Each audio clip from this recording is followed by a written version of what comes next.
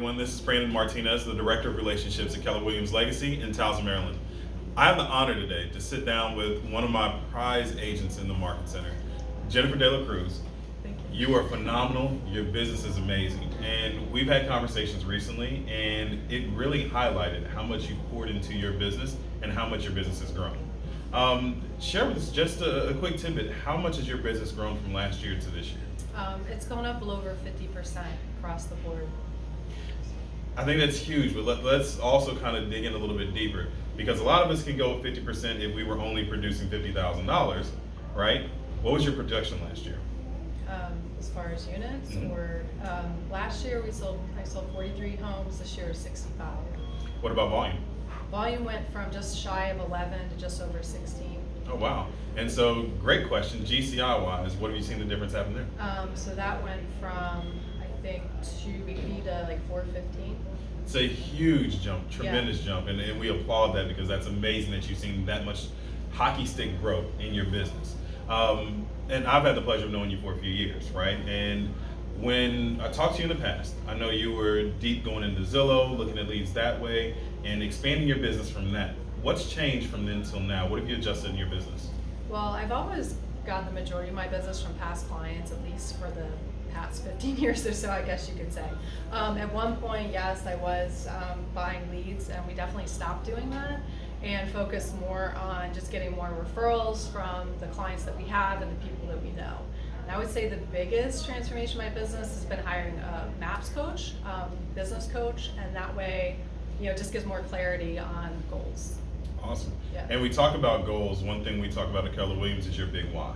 And you and I, we've had some passing conversations about it, but what is your purpose? What drives you? Why are you in business? Well, it's funny because I think a lot of salespeople, quote unquote, make goals, and it's kind of a joke that, shoot it high, because then you'll probably end up falling short. And that's what happened to me every year, it seemed. Like I always fell short, and would beat myself up. And my coach said, you know what? You got to think about it this way. You're just not committed to your goals. So what exactly are you trying to achieve? Besides paying your bills, like, do you want to do something else besides waking up to pay your bills every day? It's not very exciting. So of course. So I just started thinking about what was important to me in my life and how much money I needed to make to do that, whether it be a vacation or investment property or whatever it is. And however committed you are to that, your numbers will end up matching up. So I felt like if I fell short, then that means that I wasn't as committed to, it wasn't that important for me to take a vacation or whatever the number was that I needed to get to. So the more committed you are to the things that you want and have clarity around that, everything else will line up.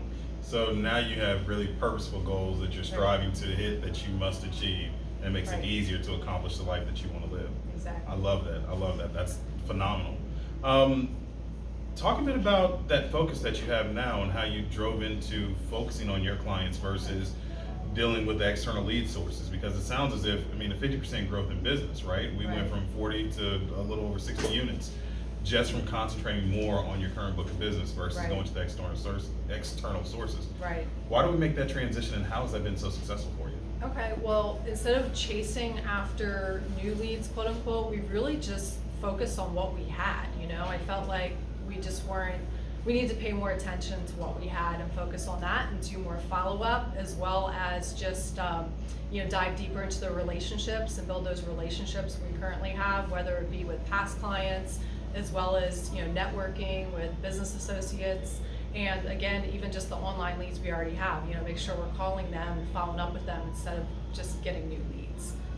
So I think that makes a big difference. Awesome. That's a great strategy to drive leads into your business. And then from your organizational model, right? Who all is on your team, and how do you guys work together? Well, so it's myself as the team lead and main sales agent, and my husband Butch is our operations manager and TC. So his main focus is contract to closing. He handles a lot of the paperwork, which makes our lives a whole lot easier and allows us to focus on our clients and our sales. And I also have an agent on my team named Yasmin Washington, and she assists with showing homes for my buyer clients as well as her own buyer clients. So we really just divide tasks so that we're all more productive as a whole. And it's a higher level of service for our clients, which is the most important. Absolutely. That higher level of service is something that you are phenomenal for. It is amazing the service that you provide to your clients. And I'm thinking about something from an expense model as well. If you're no longer paying for the external sources, Right. I've seen your business grow, but what's happened to your expenses in that transition from previous years to this year?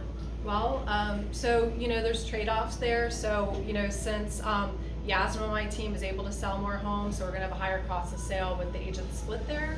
But yeah, I mean, we also are spending more on client events and doing more client events, and then we're also doing quarterly client drawings just for fun. Like, hey, for being a past client or posting a review, we do drawings for that. And, so our expenses for paying for leads has gone away, but it has been offset by some other expenses. But overall, we're definitely more profitable. Well, I definitely think so. We've seen the GCI go from being at 200,000 to over 400,000. That is a huge return on investment, and I think that's a phenomenal thing that you're doing.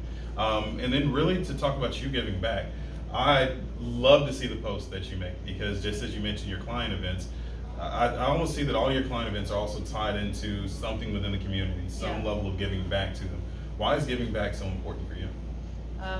Well, I mean, I think it's important because, a lot of times we all take for granted what we have. So if we're in the position where we can help out others, why not do that? And I feel like my clients also look for that same opportunity. So sometimes we'll have, say, a happy hour. We'll say, hey, bring a toy or canned goods or something for, the nonprofit that we're hosting for. And people are happy to do it. So, why not, make the most of that with all the relationships that we have and give back to the community, which serves us so well as well. Absolutely. Well, what's next for you? What's next for the Dela Cruz team? You sound like my coach. He's asking me to write a 10-year vision plan right now, and I just have no idea what that's even going to look like. So on one hand, yes, we're looking for the future. We're always moving forward. On the other hand, we're looking to get by every, one day at a time, just like everyone else. So you'll have to stay tuned. We will. Yeah. Thank you so much for your time today. I really appreciate it, and I can't wait to see what you guys have to come. Thanks. Thank you, guys. Appreciate you. Bye.